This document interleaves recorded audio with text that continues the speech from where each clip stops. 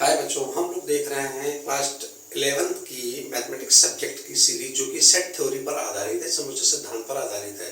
पिछले वीडियोज कई वीडियोज हम देख चुके हैं, डाले हैं मैंने। तो पिछले वीडियोज में हमने सेट्स के बारे में चर्चा करी थी, सेट्स के प्रकार के बारे में चर्चा करी थी कि सेट्स कितने प्रकार के होते हैं, रिक्त समुच्चय बताया था जिसको इंग्लिश में एम्प्टी सेट बोलते हैं, या और इस तरीके से फिर हमने एकल समुच्चय पे भी चर्चा की थी। तो उसी चर्चा को हम लोग आगे बढ़ाते हुए आगे और देखेंगे कितने प्रकार के सेट्स हो सकते हैं या होते हैं। तो आज हम लोग शुरू करेंगे सेट्स के अगला जो प्रकार जो सेट का होता है, समुच्चय का जो प्रकार है, उस पर हम लोग चर्चा करें। बड़ा इंटरेस्टिंग होने वाला है। तो आज जो हम लोग टाइप ऑफ सेट ले रहे हैं वो है फिनिट सेट, परिमित समुच्चय। परिमित समुच्चय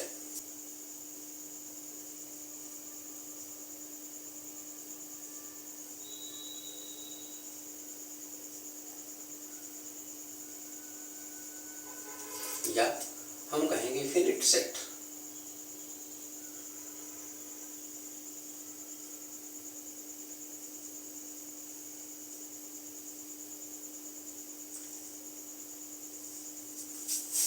परिमित समुच्चय क्या है? परिमित का मतलब निश्चित, बहुत ज्यादा आंकड़ों में फैला हुआ नहीं। परिमित का मतलब ऐसा कोई समुच्चय जिसमें अवयवों की संख्या निश्चित हो, जिसको हम गिन सके। एक ऐसा समुच्चय है जिसमें एलिमेंट्स की संख्या जो है वो फिनिट हो, निश्चित हो, जिसको हम गिन सकें। ऐसे सेट को हम लोग जो है परिमित समुच्चय कहते हैं। एक लाइन की परिभाषा है, एक ऐसा समुच्चय जिसके अवयवों की संख्या परिमित हो, निश्चित हो, जिसको गिना जा सके, उसको हम लोग परिमित समुच्चय कहते हैं। अब यहीं पर इसका अपरिमित भी समझ लो। अपरिमित का क्या मतलब होगा? इसका ठीक उल्टा हो जाएगा, अपोजिट हो जाएगा। एक ऐसा समुच्चय होगा जिसमें अवयवों की संख्या अनिश्चित होगी, अनंत होगी, जिसको गिना ना जा सके।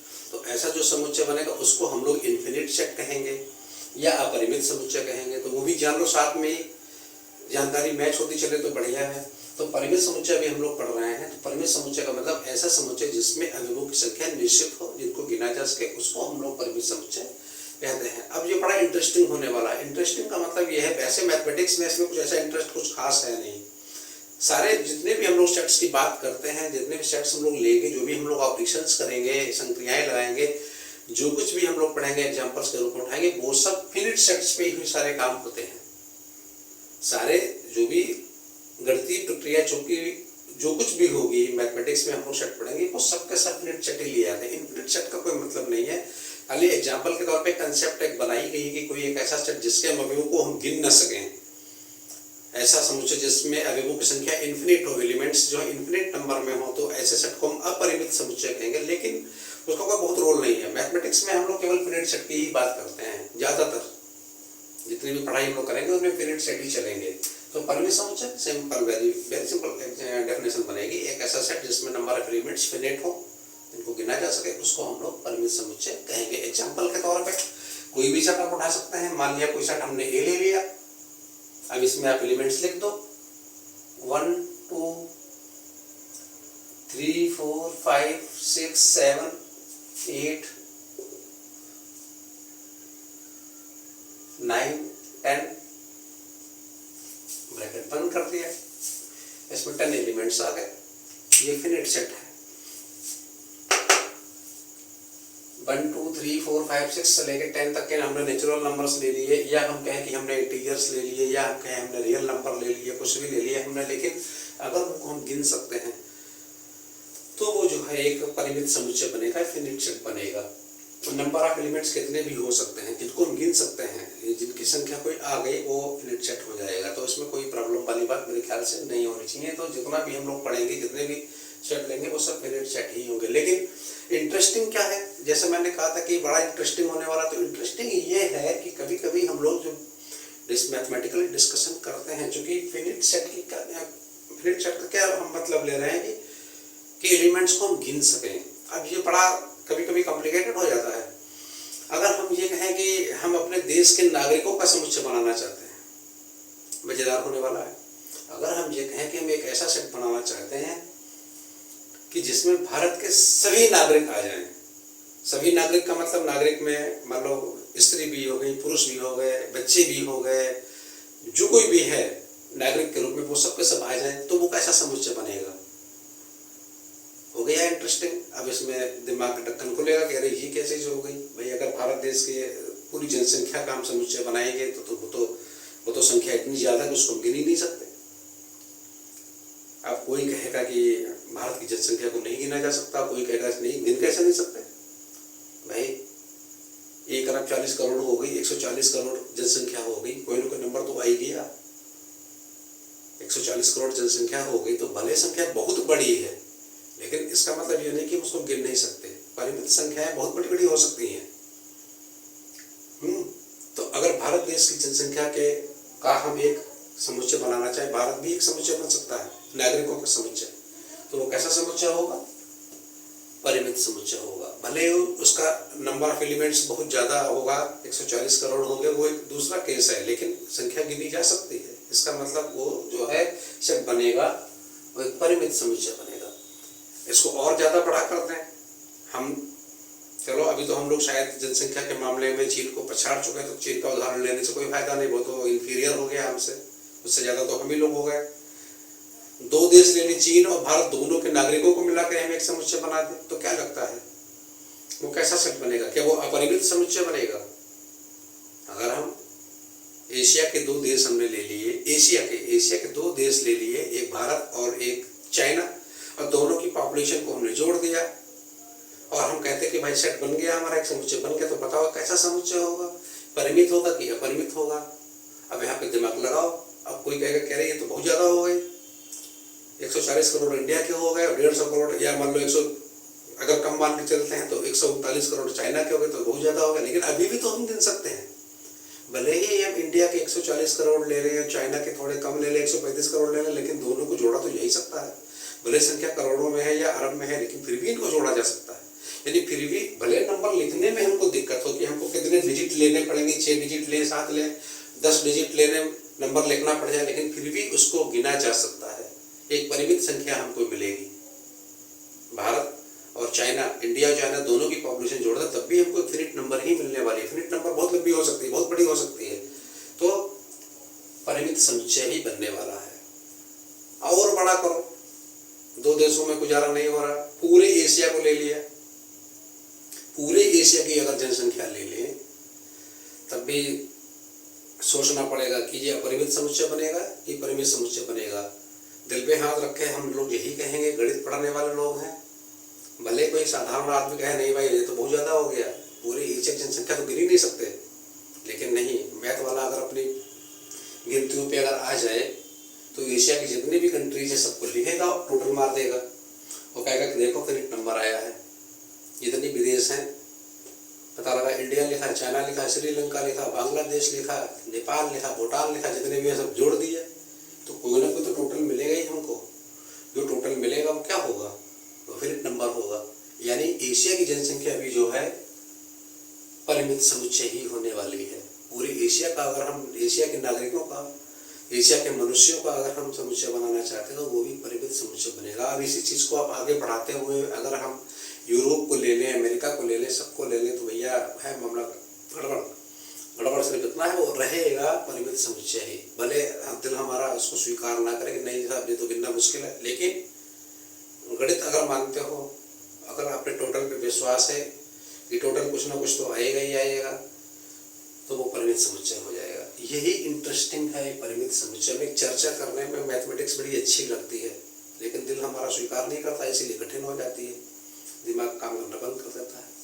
अच्छा ठीक है, ये हो गया जनसंख्या। मान ली पूरे वर्ल्ड की, पूरे विश्व की जनसंख्या, पूरे वर्ल्ड की जनसंख्या जो कुछ भी हो गिनती में आ रही है, गिनती में अगर आ रही है तो परिमित समुच्चय बनेगा।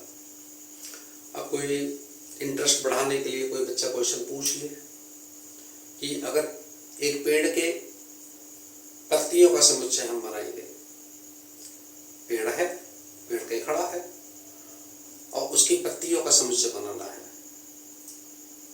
चकरा जाएगा दिमाग, काम नहीं करेगा, थोड़ी देर के लिए सुन्न हो जाएगा कि ये क्या चीज हो गई, ये भी कोई समुच्चय बन सकता है? समुच्चय बन सकता है, संग्रह है पत्तियों का, सेट बन सकता है। अब एक पेड़ की पत्तियां, मान लेते कि हवा नहीं चल रही, सारी पत्तियां गिनी जा सकती हैं। अब कुछ लोग कहेंगे पेड़ की पत्तियां नहीं गिनी जा सकती। अगर नहीं गिनी जा सकती तो परिमित समुच्चय कह देगा, केवल पेड़ की पत्तियों का जो समुच्चय बनेगा वो एक अपरिमित समुच्चय होगा। लेकिन अगर कोई कसम खा ले, शर्त लगा ले, नहीं साहब हम तो पेड़ की पत्तियां गिन के रहेंगे, तो क्या कोई ऐसा जुगाड़ है कि पेड़ की पत्तियां गिनी जा सकती हैं? वेरी सिंपली, पेड़ की कोई एक छोटी टहनी ली, पत्तियां गिनी, टहनी किनारे फेंकी, पता लगा एक टहनी में 25 पत्तियां आई। दूसरी टहनी तोड़ी, उसकी पत्तियां गिनी, मान लेते हैं 35 पत्तियां उसमें पाई गई, 25 + 35। तीसरी टहनी तोड़ी, सारी पत्तियां गिन डाली, 18 पत्तियां आई। फिर एक टहनी तोड़ी, 50 पत्तियां आई, 25 + 35 + 18 + 50 + 60 + 2 + 3 + गिनते गिनते पूरा पेड़, सारी टहनियाँ टूट जाएंगी और अंत में देखा कि पूरा पेड़ जो है टहनी विहीन हो गया। लेकिन आपकी कॉपी में प्रत्येक टहनी में पाई गई पत्तियों की संख्या होगी। जब आप उनको टोटल करेंगे तो जो भी संख्या आएगी वो एक परिमित संख्या होगी, कितनी भी बड़ी क्यों ना आए। वो एक अलग चीज़ है, करोड़ों में आए, अरबों में आए, संख में, नील पद्म में आए, और भी मिलियन बिलियन ट्रिलियन चलते रहते हैं, इसी में भी आए, लेकिन संख्या कोई ना कोई आपको जरूर मिलेगी। प्रत्येक टहनी में पाई गई पत्तियों की संख्या जब हम जोड़ेंगे तो हमें कोई ना कोई इनफिनिट नंबर जरूर मिलने वाला है। तो ऐसी हालत में हम यही कहेंगे कि पेड़ की पत्तियों का जो समुच्चय बनेगा वो भी कैसा होगा? परिमित समुच्चय होगा, फिनिट सेट होगा। इस तरीके के आप देखेंगे बहुत से एग्जाम्पल ऐसे हैं जो देखने में ऐसे लगेंगे कि इनको हम नहीं गिन सकते, उनके अवयवों को हम नहीं गिन सकते, लेकिन वास्तव में उनको हम गिन सकते हैं। अगर उनको हम गिन लेते हैं तो संख्या परिमित हो जाएगी। संख्या चाहे जितनी बड़ी हो, मिलियन बिलियन ट्रिलियन चले, या हिंदी में अपना इंडियन कल्चर में जो चलता है सैकड़ा, हजार, करोड़, अरब, संख और जाने क्या क्या, तो उसके हिसाब से अगर हम चलेंगे तो वो एक परिमित संख्या ही हमको मिलने वाली है, एक फिनिट नंबर ही मिलने वाला है। तो वो सब के सब परिमित समुच्चय बनेंगे। अब फिर वापस आते हैं, जब सारे सेट यानी कि जब सारी चीज़ों को हम गिन ही सकते हैं, फिर अपरिमित कहाँ से आएगा? जब हमने इतनी बड़ी बड़ी राशियों वाली चीज़ों को गिन लिया, पूरे विश्व की जनसंख्या को भी हमने गिन डाला, कागज पे आ गया। संयुक्त राष्ट्र संघ के पास पूरा डिटेल रहता होगा कि किस देश के कितने नागरिक हैं, किस देश में कितनी जनसंख्या, पूरा रिकॉर्ड है, इसमें कोई छुपा हुआ आज नहीं है, समान रिकॉर्ड है। तो जब उसको हम गिन सकते हैं तो पूरे विश्व की जनसंख्या को जब हमने गिन लिया, तो ऐसी कौन सी चीज़ बची है जिसको हम नहीं गिन सकते, जो अपरिमित समुच्चय बनाएगा? इस पर फोकस करना होगा। सारी चीजें गिनी जा सकती हैं। अब अपरिमित समुच्चय का क्या मतलब है? अपरिमित समुच्चय का मतलब, जैसे अगर हम नेचुरल नंबर पे आ जाएं, अभी हमने यहाँ पे सेट ए के रूप में लिया है, एक सेट ऑफ 1 2 3 4 5 एंड 10 तक हम गए हैं और ब्रैकेट हमने बंद कर दिया और हमने केवल 10 नेचुरल नंबर्स ले लिए हैं। तो हम ये कहते हैं कि भाई ये परिमित समुच्चय, क्योंकि इसमें जो अवयव लिए गए हैं, एलिमेंट्स जो लिए गए हैं वो फिक्स 10 हैं। इसी को ओपन कर देते हैं। अगर हम ये कहते हैं कि आगे 10 के आगे 11 आने वाला है, फिर 12 आने वाला है, फिर 13 आने वाला है, एंड सो ऑन चलते चले गए, और आगे हमने कुछ लिखा ही नहीं, अंतिम संख्या हमने कुछ लिखी ही नहीं है, केवल हमने डॉट डॉट लगा दिया, एंड सो ऑन करते चले गए हम, पता नहीं कहाँ तक। तो ये केस बदल गया। अंतिम सीमा कोई नहीं है, जो भी हमने नंबर्स लिए हुए हैं इसमें कोई अंतिम सीमा नहीं ली गई है। इसका मतलब यह हुआ कि ये अनगिनत है, ये अनगिनत है, इसको हमने नहीं गिना, इसको हम नहीं गिन सकते, क्योंकि हमें पता ही नहीं कि अंतिम सीमा में क्या आने वाला है, अंतिम व्यक्ति कौन सा आने वाला है, हमें नहीं पता है। तो ये जो केस बनता है, तो ऐसे हालत में ये एग्जाम्पल जो बनेगा, अब जो बन गया है, ये हो जाएगा अपरिमित समुच्चय।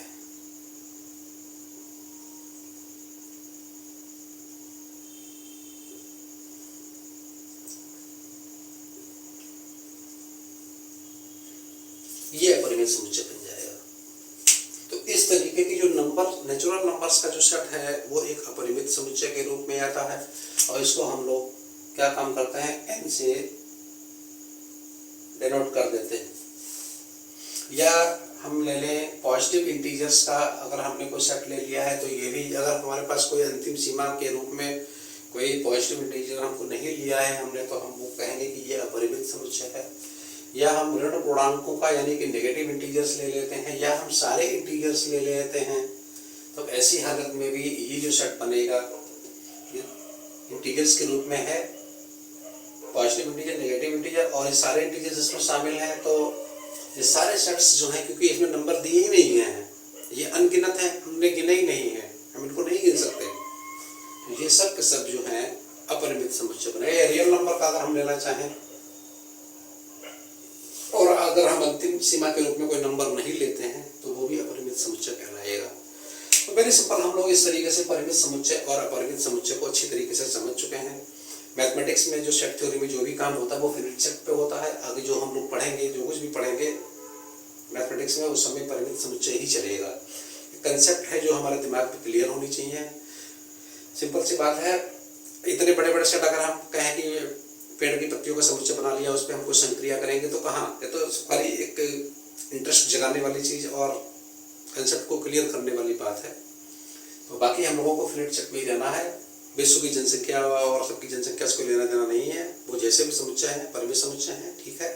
लेकिन यहाँ पर परिमित समुच्चय का मतलब यही है कि ऐसा समुच्चय जिसमें अवयवों की संख्या निश्चित हो, इनको गिना जा सके, उसको हम लोग परिमित समुच्चय कहते हैं। तो उम्मीद है कंटेंट समझ में आया होगा। और अपरिमित समुच्चय का मतलब एक ऐसा समुच्चय जिसके अवयवों की संख्या को गिना नहीं जा सकता, उनको हम लोग अपरिमित समुच्चय कहेंगे। Very simple. तो उम्मीद है कंटेंट समझ में आया होगा। अगर आया है समझ में तो लाइक जरूर करो और शेयर जरूर करो, और चैनल तो सब्सक्राइब कर ही लो। ओके, फिर मिलते हैं।